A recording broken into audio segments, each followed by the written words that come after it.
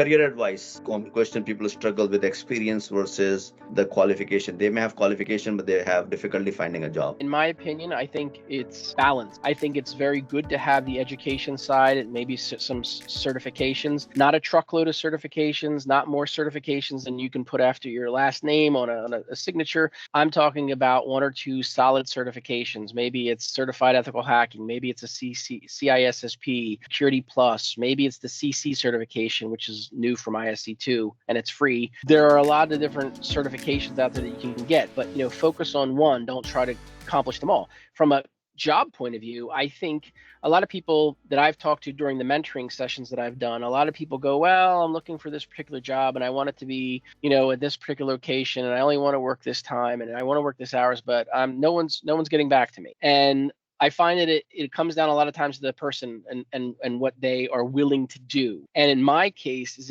my advice is if you really want to be involved in security, you need to get involved in IT at some point. If you're working at the help desk and you're running around replacing keyboards and monitors, start there. Get your foot in the door, build yourself a name. The next thing you know, you're being asked to do projects, or the next thing you know, you're being involved in bigger projects and activities within your organization. And the next thing you know, then maybe you're able to